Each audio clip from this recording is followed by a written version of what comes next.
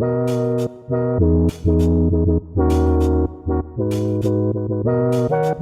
Jared. I'm Sai. Level with us.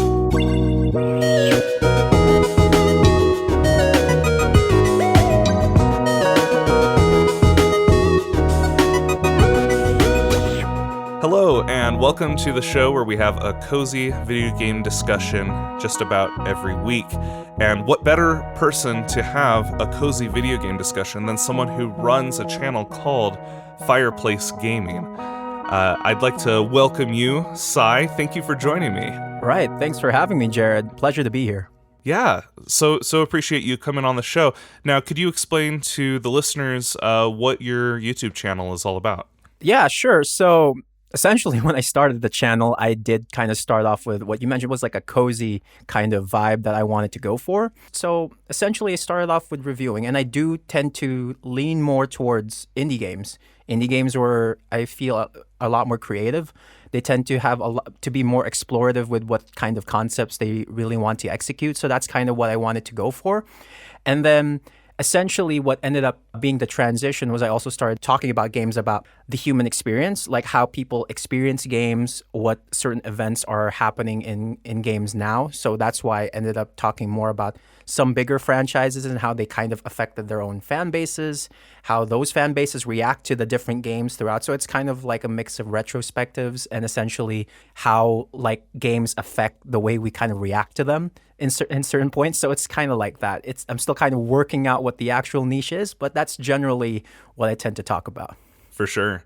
Now, here on Level With Us, we have kind of gravitated towards indie games as well, just because, you know, we talk about AAA games too, but indies are where we see really inventive, creative concepts because, you know, they're risk takers, right? When it comes to a AAA company, they're going to want something with as wide appeal as possible. Indies, you know, there's going to be games that do not click with people, but do really click with other groups, you know? Mm-hmm. So I'm excited to hear you share your input and expertise on this week's game, which is the Plucky Squire.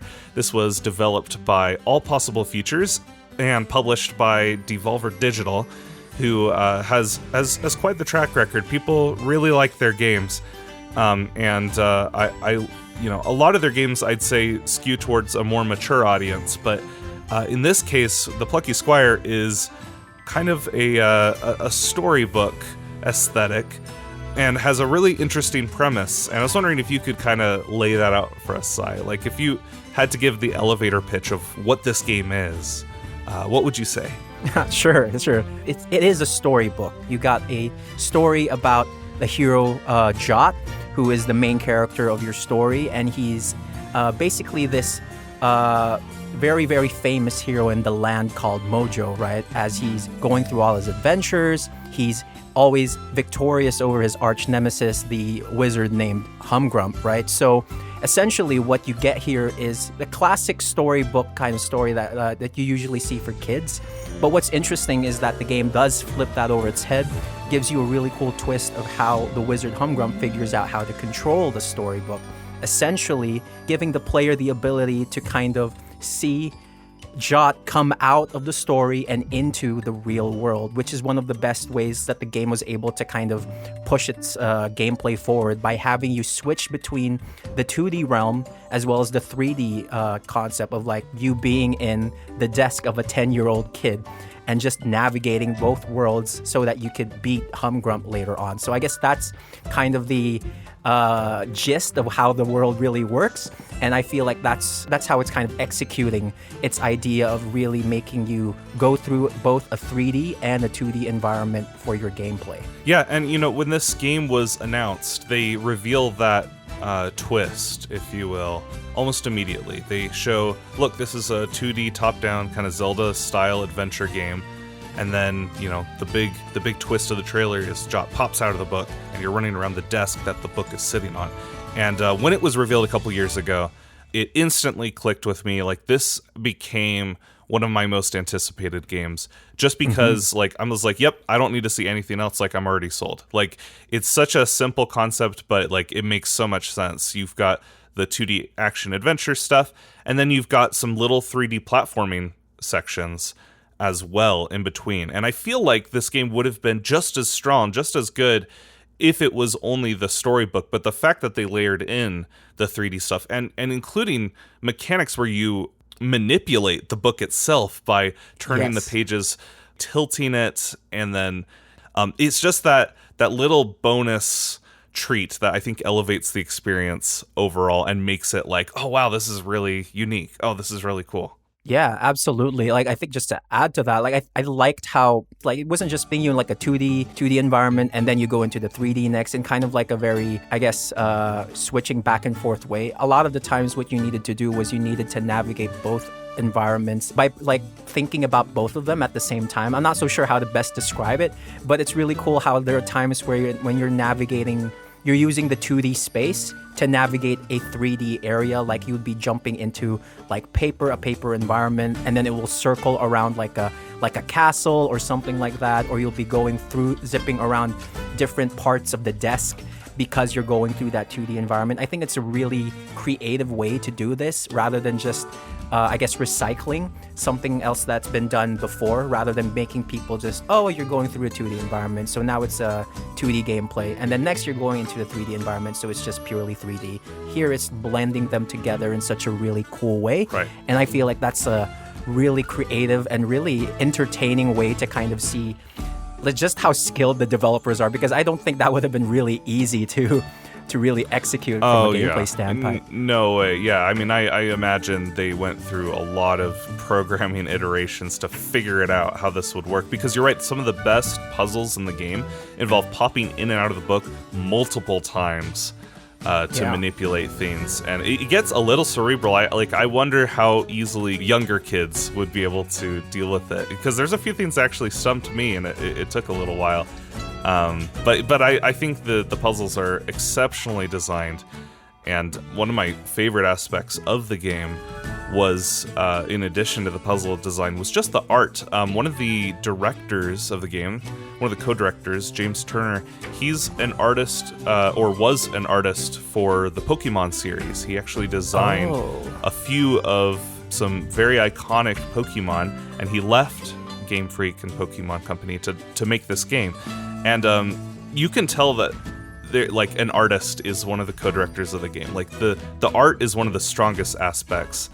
Just it's beautiful to look at. The storybook sequences, the cutscenes basically, are really well animated, are really pleasing to look at, and so does the moment-to-moment gameplay as well. That ended up being my favorite thing, was just kind of looking at all the really cute characters and the overworld, the storybook. Like it really feels like a storybook, and I think they delivered aesthetically very well.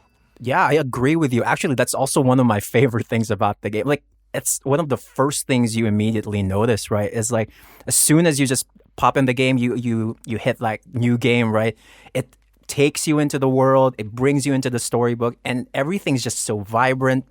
Everything's just colored really well. All of the animations are so good, and it goes for both the 2D and the 3D environments. I love how creative they really got with the level design, how creative they got with the characters.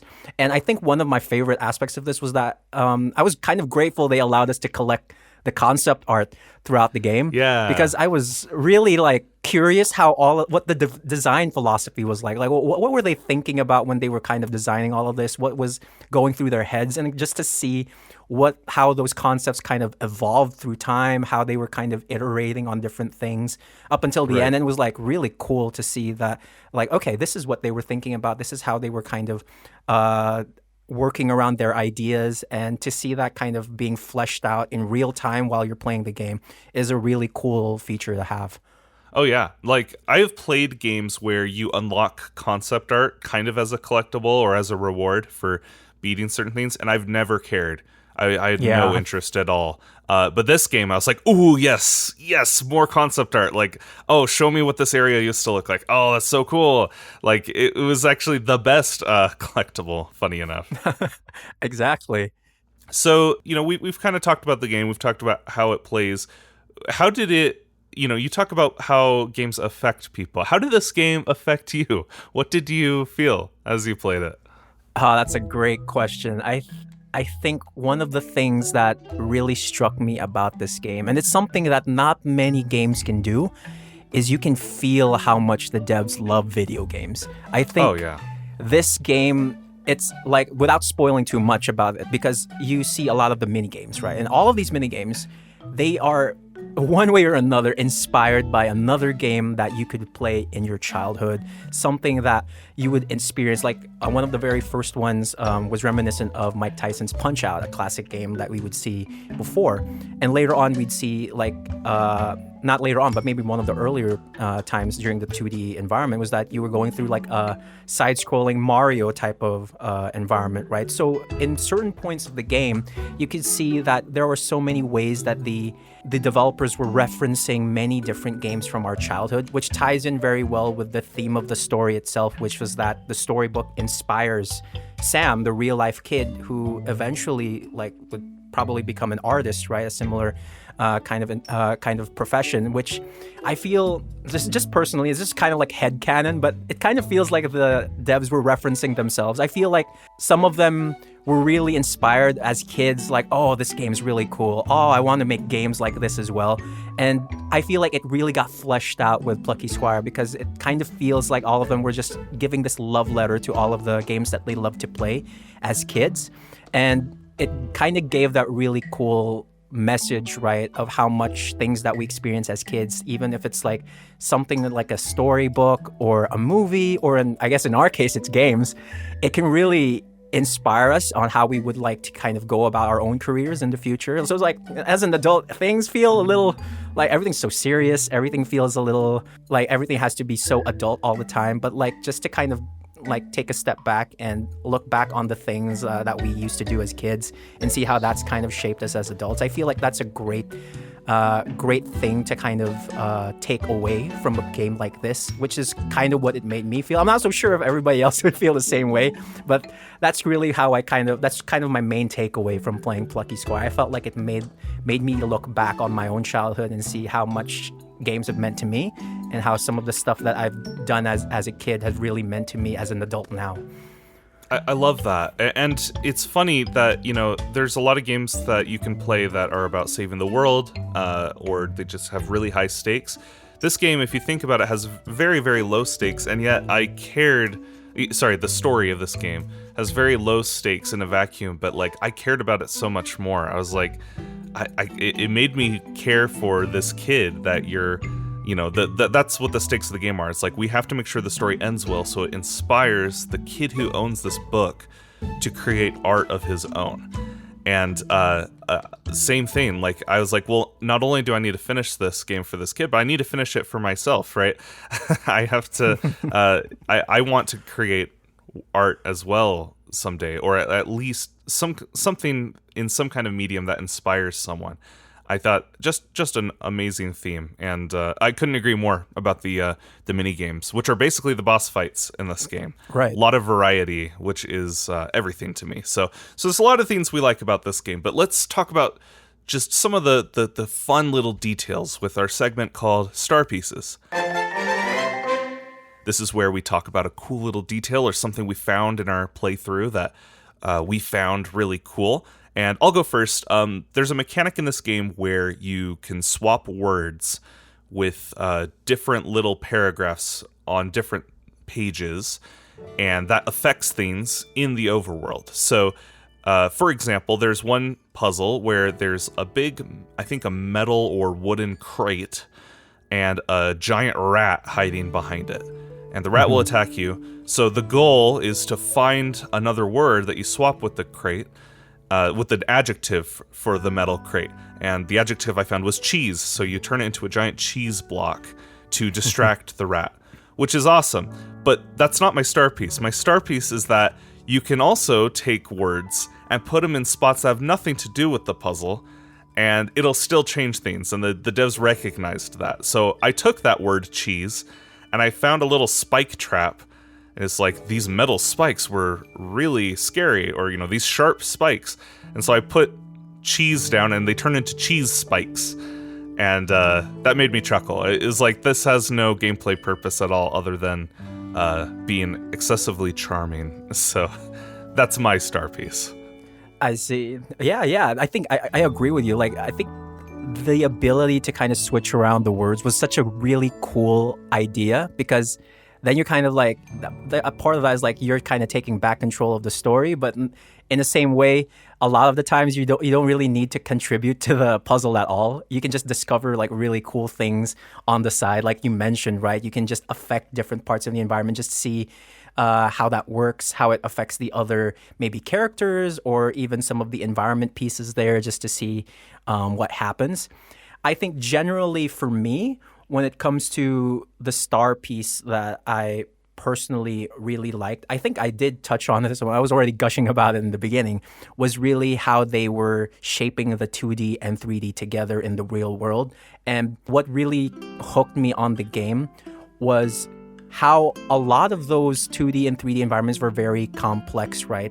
And some of them were quite meta in how they were doing it. So you mentioned like you can manipulate the book before, but one thing that really was really funny for me was that at one point in the game, right, there was a time where the wizard Moonbeard was trying to make you do like I think it was a potion or some sort of bomb. And then at one point you needed to kind of figure out how to get yourself to the ground floor. And this is just one example, but it does often happen throughout the story where like you're on one page, but in order to kind of get to another section of the game, you need to go through like a different page altogether. And this was like things that they were doing all throughout different levels, right? Sometimes you would have to navigate through multiple maybe past pages just to see where you're going to get your, I guess, that item, or how you're going to be able to progress through a new area is to be found by going into a previous page and really navigating the book or tilting it. So I found that to be one of the best ways that the game really shines when it comes to the gameplay, is that you have to really keep in mind that you're in a book. It's like a very meta like thought, right? Like it's not linear in a way. You're in a book and your character can control the book. So you have to assume that at certain points in the game, you're going to have to manipulate that storybook in one way or another to find a way to progress. And sometimes I forget that. So in some cases, when like later in the puzzle, I'll be like, wait, how am I supposed to navigate through this puzzle? And then I just kind of remember, oh right, you can probably get a word or you can probably get an item from like a few pages back. So you have to jump outside of the book, navigate those pages, and then jump right back in. So I thought those were like really cool game mechanics for me that made it feel more like you had to really think about not just like the in-game world, but you have to think about it from like outside of it, like from a meta standpoint. Exactly, yeah. It weaves the meta gameplay seamlessly into it. It's like my favorite was when there was, puzzles where it's like, I hope you were paying attention, because that last page, which was just a story, it was just a storybook sequence. It wasn't even, a world that you can walk around, had words on it that you might need later, Exactly. It's like you said, you have to think of this as a book at all times. And that's very different than a Zelda or other kind of action adventure where you're only thinking in terms of the world itself. This game, you are thinking about the world, but you're also thinking about outside the world and the shape of the book. Exactly. Really, really cool. Really inventive. Very fun. But for every amazing thing that this game has, there's always going to be something to complain about, and that's where Quick Jabs comes in. And jab. This is where we talk about something we didn't like so much, and why don't you start this time, Sai? All right, thanks. So for Quick Jabs, I guess I can start with like something minor, and I can move on to the one that really affected my gameplay. Was that so? The first one I think is the narrative. I think the game does take a bit of time to get going. Really, I think I personally thought like the first few chapters were okay. Like they were introducing quite a bit. They were introducing the world, introducing the way how you kind of navigate the book, the characters, etc. And by the time the story gets going, you're kind of halfway through already, which was very interesting. It's like, okay, I think I started to see more of the story shine once you're like past like chapter 5 or chapter 6, around that point where it's really going into the climax and driving. That's just my personal opinion. I just felt like there was some pacing issues in the beginning. I agree with you. The second half of the game is definitely really strong. Like it really does the build up very well. Yeah. So I can definitely see where you're coming from. Yeah. But yeah, that's just for me. I wonder if some other people have a different opinion on how the story pacing goes. But the one that really, I think, was one that really affected my gameplay was, I think I ran into a game breaking bug later on, and I feel like it wasn't just game breaking bugs, but generally the game does have quite a bit of bugs that soft locks you into locations. Sometimes you need to kind of reload your game because you get stuck on a wall or something. And it's understandable. I mean, the game just released. This is likely like something that they'll patch out in a later update or something. But I feel like I don't like the idea that I had to kind of think now that I have to be careful that I won't end up breaking the game, because that did happen to me. It auto saves, and it at some certain points it allows you to reload. But what ended up happening was that I was running around trying to figure out how to like fix the game, but it ended up auto saving and auto saving and auto saving. So all of my stored saves were just of that moment that I broke the game. So I was like, oh, all right, I'll just have to reload the game again. I just have to do the game all over again. Thankfully, it's not a very long game, so getting back to where I wasn't that much of an issue, but it's still something to keep in mind, I guess, for people who are about to play the game right now when the game's just launched. Right, which is really disappointing to have to add that, asterisk, because they delayed this game a couple of times. Like I hoped, it is very polished. It's a very polished game, but I had kind of hoped that it would be in a more playable state, because that was my experience as well. There was multiple times where I had to restart the game because my character was sliding around and I couldn't do anything, or there was an entire sequence I had to skip, unfortunately, that looked really fun, involving a futuristic machine gun. I wasn't able to do that sequence. I wasn't able to play that part because there was no input. I couldn't do anything, so I had to hit the button that says skip minigame, and that made me kind of sad. So, but that's kind of the world we live in, is games sometimes release and then they get patched later. So as much as I hate to say it, yeah, maybe wait a week or two before you jump in. But yeah, no, totally with you there. My quick jab is that, I appreciate that this game is linear. I do appreciate that, like, not every game needs to be fully explorable in a non-linear way. I like a nice curated linear experience, and this game has that. But like we talked about earlier, there's some really fun collectibles, right? The concept art. And sometimes I missed a few, or I saw that I missed a few. I'm like, oh man, I really want to go, let me go back to an old area to go grab those. But there's no way to do that. Almost every time you progress to a new section, you can never backtrack. Now, the game does have a feature where you can replay old chapters, but then you have to start from the start of those chapters and work your way through all the way over again.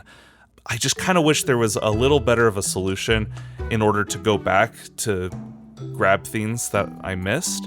I feel like the best solution, honestly, would just let me turn the pages of the book to past chapters. But then I guess the reason they don't do that is then they'd have to program way more word interactions, because you could bring words from different chapters to old chapters. That's my best guess, but I just wish there was a more elegant solution to allow me to go back for things I missed, if that makes sense. Yeah, I agree with you. I think that you touched on it was a linear experience, and there were collectibles.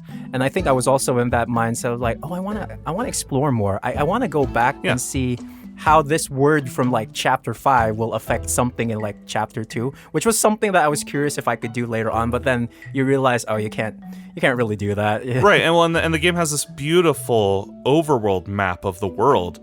But there's no like fast travel or anything. You never go back to old areas, which is kind of unfortunate. I do love that it's a short game. I love that you can, it has, exactly the amount of chapters it wanted to tell. But yeah, just a little more exploration would have been nice. Yeah, it would be cool. So that brings us to our final segment, which is Who's the Fake Fan? Fake fan. This is our quiz portion of the podcast, where we try and stump each other with nerdy trivia questions. And, I didn't hold back, Sai. Mine's a little tricky. So okay. Best of luck to you. I mentioned that this game is co-directed by an artist, and the central hub of this world, it's called Mojo in the game, the world of Mojo. The central hub or the capital is called Artia. And when you visit Artia, there's a lot of things to look at, including a lot of homages to several real-life artists. So I'd like you to name 5 artists that are represented in some way in the kingdom city of Artia.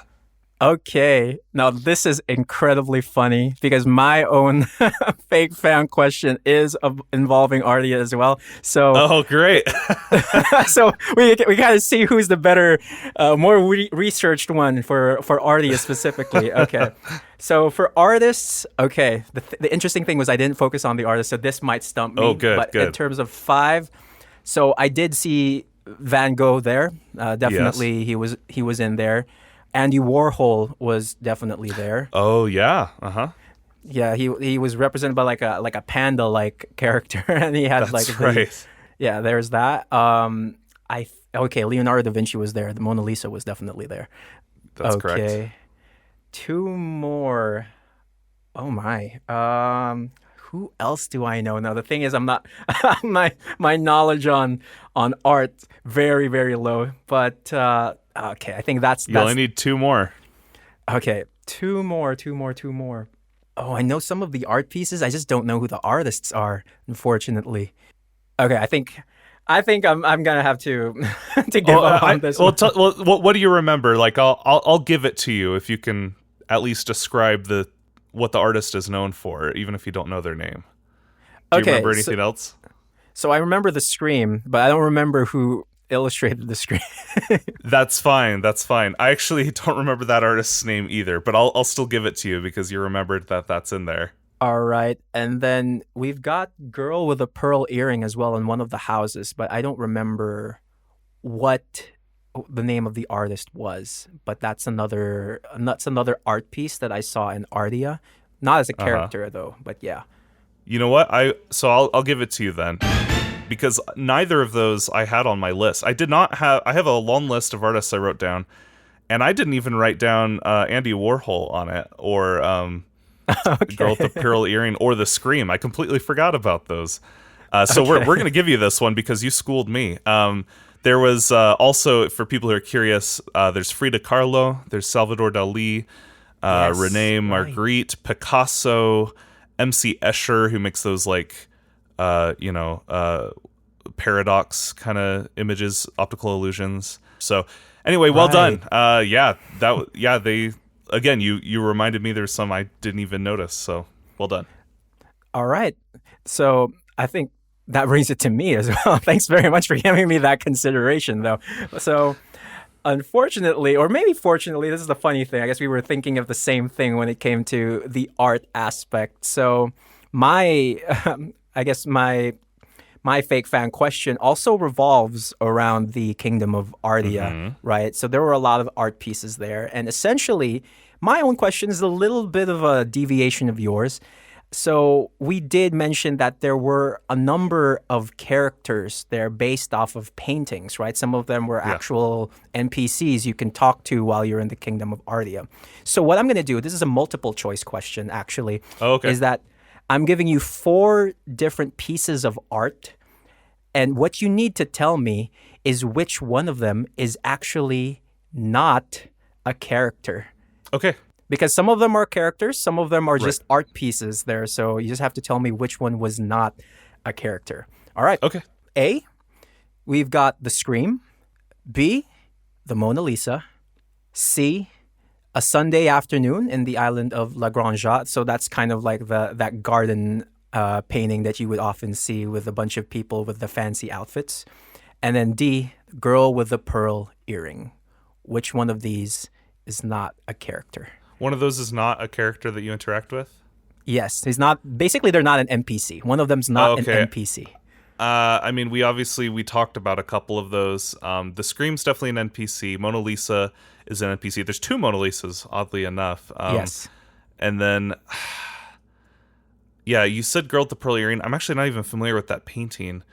So I feel like that might be a painting and not a character. So and if the Sunday afternoon one's the one I'm thinking of, then I think that is represented as an interactable character. So I'm going to go with D. The girl with the pearl earring is your answer. Yeah, that's All my right. answer. All right, so you're correct. Actually, yeah, the girl with the pearl earring is not a character. It's just a painting inside one of the houses. Yeah, Sunday afternoon in the island of La Granja is a character, is like a woman that you can interact with. I think close to the owner of the dog. That's one of the characters there. She has like a Okay. parasol or something. So, but Gotcha. everyone else as well is a character. The scream even comes back sometime later in one of the chapters. It comes back as a janitor. That's right. It's really funny. That's right. So fantastic. Well, we're not fake fans of this game, Si. We're both true fans after all. that's true, Jared. Thanks so much. This is really fun. Yeah. Oh, hey, thank you so much for joining me today. Really appreciate you coming on. And where can people find you? Oh, so basically, so far I don't have any socials for my channel. So really, where you guys can find me is on Fireplace Gaming over on YouTube, right? So I do a couple of videos every now and then. There's no concrete schedule yet, as I'm also working. So it's going to be just on YouTube. So you can just watch me over there and watch my videos. Thanks so much, Jared. And yeah. We'll for sure include your YouTube channel in the description of this episode. And so thank you once again for joining me. And until next time, I'm Jared. I'm Sai. And we'll level with you next time. Bye, everyone.